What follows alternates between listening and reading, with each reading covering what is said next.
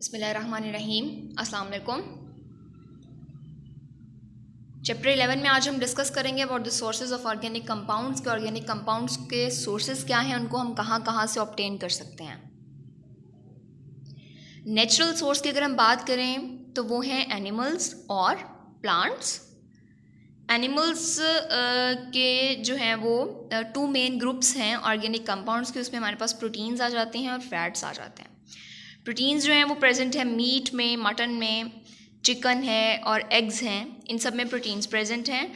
और प्रोटीन्स क्या हैं जी? ये ऑर्गेनिक कंपाउंड्स हैं containing carbon and hydrogen mainly. Fats की अगर हम बात करें तो उसमें मिल्क है, बटर है, जहाँ से हमें फैट्स ऑब्टेन होते हैं और ये फैट्स ऑर्गेनिक कंपाउंड्स हैं। Plants synthesise carbohydrates, proteins, fats, vitamins etcetera. Animals की अगर हम सिंथेसिस की बात करें तो वहाँ पर प्रोटीन्स और फैट्स सिंथेसाइज हो रहे हैं, लेकिन जो प्लांट्स हैं वो कार्बोहाइड्रेट्स भी बना रहे हैं, वो प्रोटीन्स भी बना रहे हैं, फैट्स भी बना रहे हैं और वाइटामिन्स भी बना रहे हैं। उसके बाद अगर हम बात करें डेड प्लांट्स की, तो डेड प्लांट्स जब when get buried under earth for millions of years, ठीक है जी, मिलियंस ऑफ ईयर्स के बाद क्या होता है कि जो कार्बन है वहाँ पर वो कन्वर्ट होना शुरू हो जाता है इनटू डिफरेंट फॉर्म्स लाइक कोल, पेट्रोलियम, नेचुरल गैस। ठीक है, तो ये सारे जो हैं जिनको हम नॉन रीन्यूएबल सोर्सेज कहते हैं, जिनको रीन्यू करने के लिए मिलियंस ऑफ ईयर्स चाहिए, यानी इनको रीन्यू नहीं किया जा सकता। तो ये हमारे पास जो है ये मेजर सोर्स है ऑर्गेनिक कंपाउंड के। अगर आपको क्वेश्चन आ जाए कि मेजर सोर्स क्या है ऑर्गेनिक कंपाउंड का या मेन सोर्स क्या है, तो वो कोल, पेट्रोलियम और नेचुरल गैस ही हैं, राइट। अच्छा, अब हम कोल और पेट्रोलियम को किस तरह से ऑब्टेन करेंगे? We can get thousands of organic compounds by the destructive distillation of coal and fractional distillation of petroleum. याद रखिएगा, जो पेट्रोलियम है उसकी हम फ्रैक्शनल डिस्टिलेशन करते हैं उससे डिफरेंट ऑर्गेनिक कंपाउंड्स को ऑब्टेन करने के लिए। पेट्रोलियम की फ्रैक्शनल डिस्टिलेशन को डिटेल में हमने अपने लास्ट चैप्टर में डिस्कस करना है। ये हमारे लास्ट चैप्टर का लास्ट टॉपिक है, फ्रैक्शनल डिस्टिलेशन ऑफ पेट्रोलियम। जहाँ तक कोल की डिस्ट्रक्टिव डिस्टिलेशन की बात है तो ये आज हम डिस्कस करेंगे about the destructive distillation of coal. ठीक है, सो फ्रैक्शनल डिस्टिलेशन में हम ये करते हैं कि हम उसके फ्रैक्शंस बनाते हैं depending upon the boiling point. यानी हमारे पास पेट्रोलियम है, उसमें डिफरेंट तरह के कंपोनेंट्स प्रेजेंट हैं, उन सब को हमने अलग करना है, तो उन कंपोनेंट्स को हम अलग करते हैं on the basis of their boiling point, या हम कह सकते हैं on the basis of their vapour pressure. तो इस बेस पे अगर हम सेपरेट कर रहे हैं कंपाउंड्स को, उनके फ्रैक्शंस को, तो हम इसे कहेंगे फ्रैक्शनल डिस्टिलेशन। लेकिन जो डिस्ट्रक्टिव डिस्टिलेशन है उसकी कंडीशन ये है that is in the absence of air at high pressure at high temperature. ठीक है, इसको देख लेते हैं।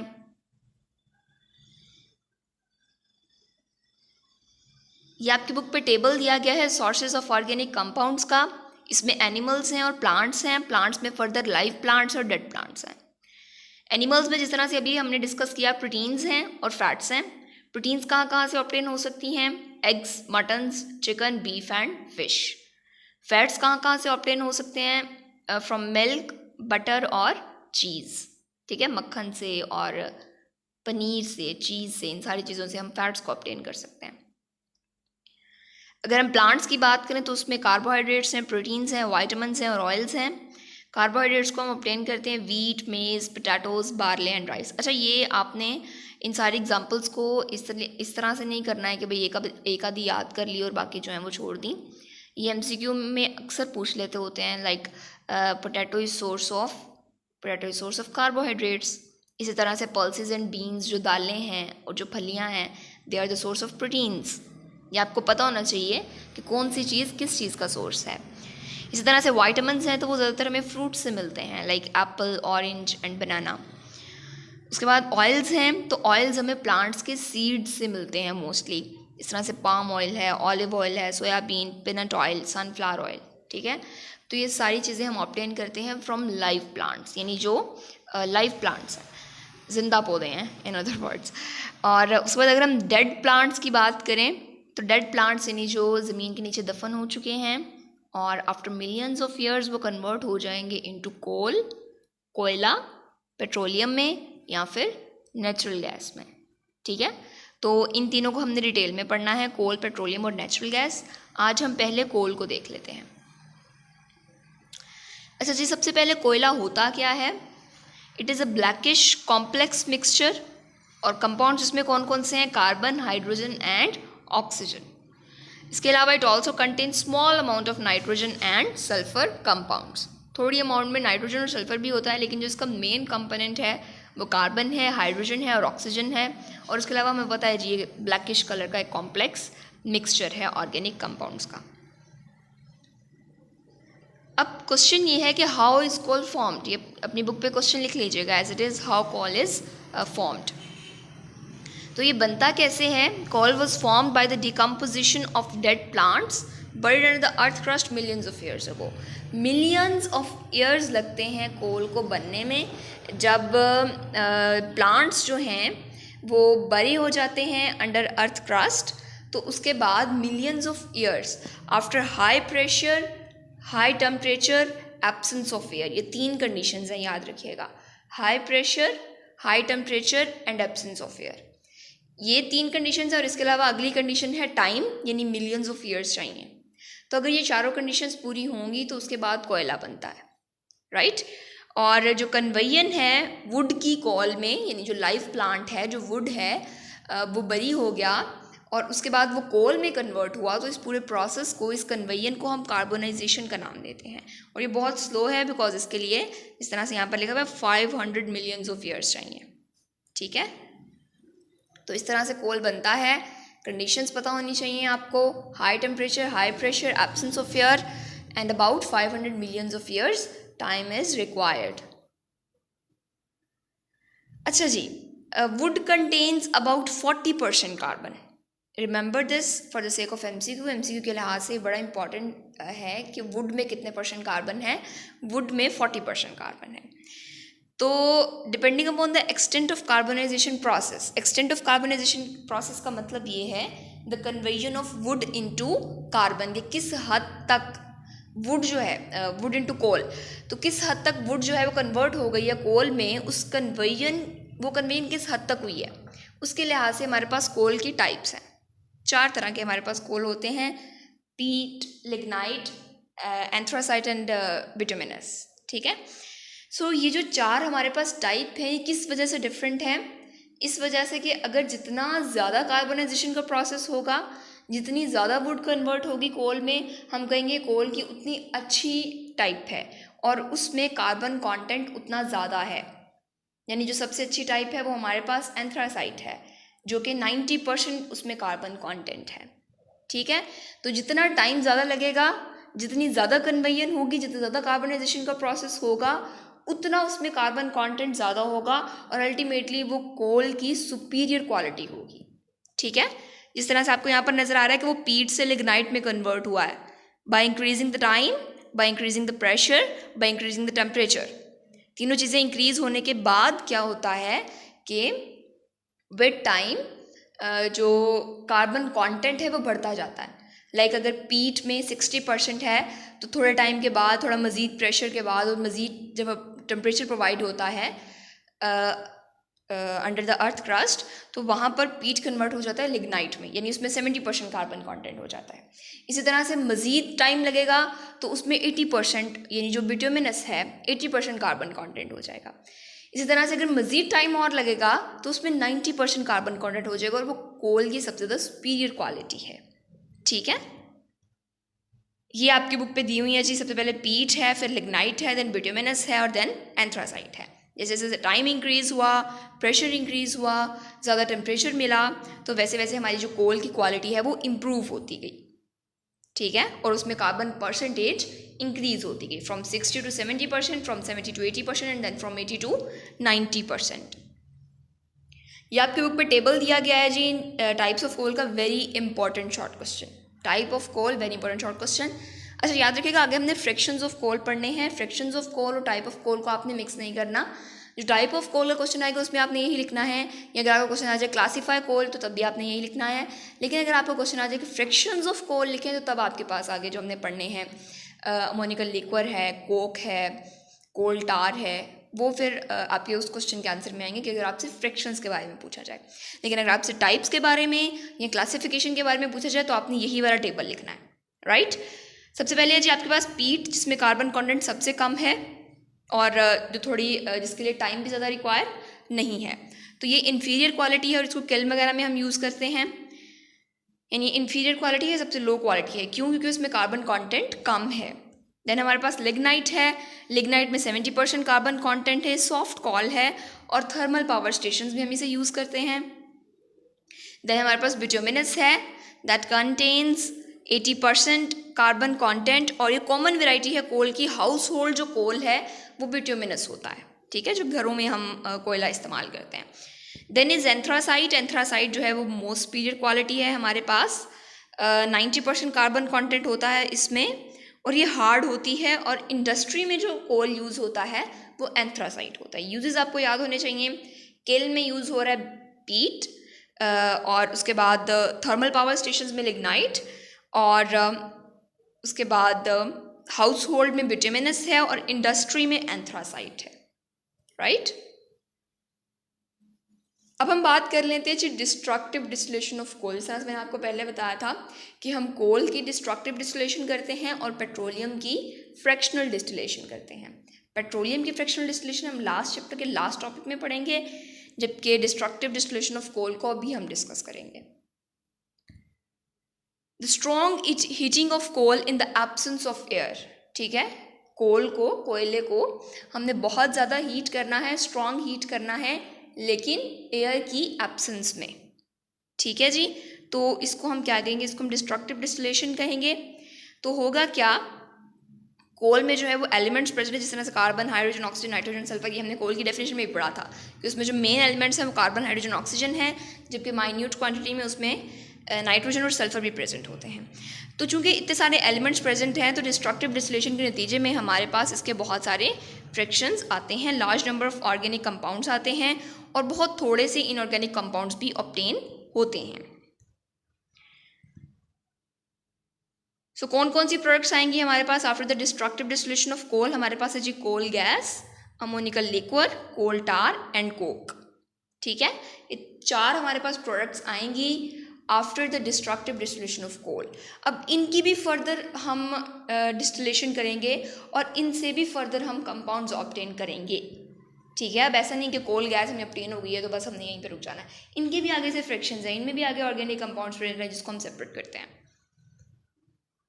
कोल गैस की पहले बात कर लेते हैं। कंपोजिशन इसकी बड़ी इंपॉर्टेंट शॉर्ट क्वेश्चन है कि कोल गैस की कंपोजिशन क्या है? It contains hydrogen, methane and carbon monoxide, ठीक है, याद रखिएगा। इसमें हाइड्रोजन है, मीथेन है यानी CH4। अगर आपको याद हो, अगर आप लोगों ने टेबल याद किया हो इस चैप्टर में, मैंने आपको अल्केन्स का टेबल याद करने के लिए कहा था, तो उसमें पहला कार्बन 1 कार्बन कंटेनिंग अल्केन जो है उसको हम मीथेन कहते हैं, जिसका फॉर्मूला है CH4। और इसी तरह से कार्बन मोनोऑक्साइड प्रेजेंट है इसमें। यूजेस ऑफ कोल गैस की अगर हम बात करें, then it produces heat when burned in air. Heat produce करता है जिसकी वजह से हम इसको यूज़ करते हैं फ्यूल के तौर पर, और इसके अलावा इसको रिड्यूसिंग एटमॉस्फेयर में यूज़ करते हैं, रिड्यूसिंग एटमॉस्फेयर के तौर पर यूज़ करते हैं डिफरेंट मेटलर्जिकल प्रोसेसेस में। मेटलर्जी क्या होती है जी? The extraction of metal using different processes, ठीक है।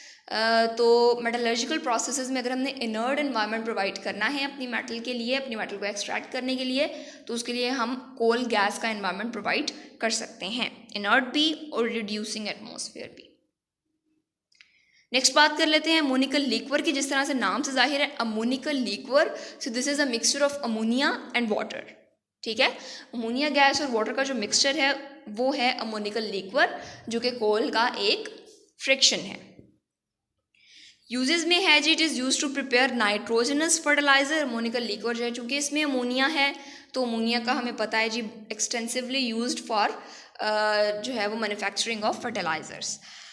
When it is treated with sulphuric acid, जब हम अमोनिकल लिक्विड को सल्फ्यूरिक एसिड से ट्रीट करेंगे तो ये बनाएगा जी अमोनियम सल्फेट फर्टिलाइज़र। तो हमारे पास जो है फर्टिलाइजर्स हम तैयार करते हैं using ammoniacal liquid. Coal gas को हम फ्यूल वगैरह के तौर पर यूज़ कर रहे थे, इसके अलावा इनर्ट और रिड्यूसिंग एनवायरनमेंट के तौर पर यूज़ कर रहे थे, इन मेटलर्जिकल प्रोसेसेस, जबकि अमोनिकल लिक्वर को हम फर्टिलाइजर्स को बनाने के लिए इस्तेमाल कर रहे हैं, अमोनियम सल्फेट फर्टिलाइजर बनाने के लिए, by treating with sulphuric acid. Coal tar की बात कर लेते हैं। इसकी कंपोजिशन सबसे पहले थिक ब्लैक लिक्विड है, mixture of more than 200 different organic compounds. जिस तरह से मैंने आपको पहले भी बताया कि ऐसा नहीं है कि सिर्फ हमने डिस्ट्रक्टिव डिस्टिलेशन ऑफ कोल कर लिया, हमारे पास कोल गैस, कोल टार, अमोनिकल लिक्वर और कोक आ गया तो बस, ऐसा नहीं है। इनमें भी फर्दर बहुत सारे ऑर्गेनिक कंपाउंड्स हैं जिसको हम फर्दर उनके फ्रैक्शंस में कन्वर्ट करते हैं, जिनको हम फर्दर सेपरेट भी करते हैं। जिस तरह से यहाँ पर वो बता रहे हैं कि मोर देन 200 डिफरेंट ऑर्गेनिक कंपाउंड्स हैं जो कि मोस्टली एरोमेटिक हैं। अगर आप लोगों को याद हो तो हमने क्लासिफिकेशन ऑफ ऑर्गेनिक कंपाउंड्स में पढ़ा था कि जो एरोमेटिक कंपाउंड्स हैं वो कौन से हैं, that are containing the benzene rings. ठीक है, तो बेंजीन रिंग्स जिनमें होंगी वो एरोमेटिक होंगे। तो ज़्यादातर जो ऑर्गेनिक कंपाउंड्स प्रेजेंट है कोल टार में वो एरोमेटिक हैं। और वो कौन कौन से हैं, वो हमारे पास है बेंजीन, फिनोल, टोलिन, एनिलीन। इनको अब हमने सेपरेट किस तरह से किया, यानी कोल टार में जो एरोमेटिक कंपाउंड्स प्रेजेंट हैं, जो ऑर्गेनिक कंपाउंड प्रेजेंट हैं, उसको हमने सेपरेट किया थ्रू फ्रैक्शनल डिस्टिलेशन। ठीक है, कोल की हम डिस्ट्रक्टिव डिस्टिलेशन कर रहे हैं, डिस्ट्रक्टिव डिस्टिलेशन करने के बाद हमारे पास जो कोल टार आया है उसकी हम फर्दर फ्रैक्शनल डिस्टिलेशन कर रहे हैं, यानी हम सेपरेशन कर रहे हैं depending upon the boiling points और depending upon the vapour pressure.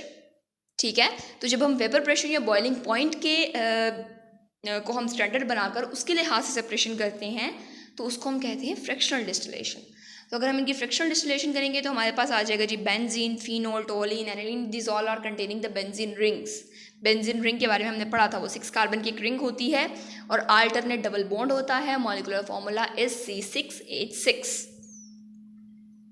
Uses क्या है जी इसके, सिंथेसाइज करने के लिए drugs, dyes, explosives, paints, varnishes, plastic, synthetic fibre and pesticides. Right, तो बहुत एक्सटेंसिव यूज़ है कोल टार का, बहुत सारी चीज़ों को बनाने के लिए हम इसको इस्तेमाल करते हैं। रीज़न क्या है, बिकॉज इसमें large number of organic compound present है, more than 200 different organic compounds present है। अच्छा, एक बड़ी इंपॉर्टेंट डेफिनेशन है यहाँ पर पिच की। जो इसकी फ्रैक्शनल डिस्टिलेशन के बाद हमने कोल टार की फ्रैक्शनल डिस्टिलेशन की, हमारे पास डिफरेंट ऑर्गेनिक कंपाउंड्स आ गए, उसके बाद हमारे पास एक रेजिड्यू बचता है एंड पे। रेजिड्यू वो होता है जो एंड पे बच जाता है। ठीक है, तो जो ब्लैक रेजिड्यू होता है कोल टार का, उसको हम पिच का नाम देते हैं। ठीक है, और उस पिच को हम रोड्स की और रूफ्स की सर्फेसिंग के लिए, यानी उसको जो रूफ्स हैं और जो छतें हैं, जो सड़कें हैं, उनको हम स्मूथ बनाने के लिए, उनकी हम सर्फेसिंग करने के लिए हम कोल टार को इस्तेमाल करते हैं। वो ब्लैक कलर की शायद कभी आप लोगों ने नोटिस भी की हो। ठीक है, तो वो हम यूज़ करते हैं पिच को। पिच क्या है, pitch is the residue of coal tar, यानी कोल टार की फ्रैक्शनल डिस्टिलेशन के बाद जो हमारे पास एंड पर बच जाएगा ब्लैक रेजिड्यू, उसको हम पिच कहते हैं। Right, next is the coke, the left behind residue of coal. Coal की हम कर रहे हैं डिस्ट्रक्टिव डिस्टिलेशन, उस डिस्टिलेशन के बाद जो रेजिड्यू रह गया है वो कोक है। देखो मैं दोबारा रिपीट कर रही हूँ एक बार, हमने क्या किया, हमने कोल लिया, कोयला लिया, उसकी डिस्ट्रक्टिव डिस्टिलेशन की, हमारे पास 4 फ्रैक्शंस आए। कौन कौन से, हमारे पास कोल गैस आया, कोल टार आया, अमोनिकल लिक्वर आया, और जो एंड पे रह गया जो रेजिड्यू था वो हमारा कोक था। राइट, उसके बाद जो कोल टार थी उसके हमने फर्दर फ्रैक्शनल डिस्टिलेशन की, तो उसके बाद जो हमारा रेजिड्यू बचा वो था पिच। पिच में और कोक को आपने मिक्स नहीं करना, दोनों रेजिड्यूज हैं, लेकिन जो कोक है वो रेजिड्यू है कोल की डिस्ट्रक्टिव डिस्टिलेशन का, जबकि जो पिच है that is the black residue of the fractional distillation of coal tar. Okay, तो अब वो कह रहे हैं जी जब हम कोल की डिस्ट्रक्टिव डिस्टिलेशन करेंगे तो वोलेटाइल कंपाउंड्स जो हैं वो लूज हो जाएंगे, उड़ जाएंगे जी, और बाद में जो रेजिड्यू बचेगा सॉलिड रेजिड्यू, उसको हम कोक का नाम देते हैं। यूजेस हैं जी, इसको हम रिड्यूसिंग एजेंट के तौर पर यूज़ करते हैं for the extraction of metal, specially iron. Iron के एक्सट्रैक्शन के लिए जो हम मेटलर्जिकल प्रोसेस में रिड्यूसिंग एजेंट के तौर पर यूज़ कर रहे हैं वो हम कोक को यूज़ कर रहे हैं।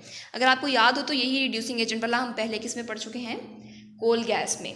कोल गैस में हमने कहा कि उसको हम रिड्यूसिंग एनवायरनमेंट के तौर पर या इनर्ट एनवायरनमेंट के तौर पर यूज़ करते हैं मेटलर्जिकल प्रोसेसेस। तो यहाँ पर हम कोक को भी इस्तेमाल कर रहे हैं एज ए रिड्यूसिंग एजेंट। ठीक है, वहाँ पर रिड्यूसिंग इन्वायरमेंट के लिए था, यहाँ पर रिड्यूसिंग एजेंट के लिए है, और इसके अलावा इसको फ्यूल के तौर पर भी इस्तेमाल कर रहे हैं हम।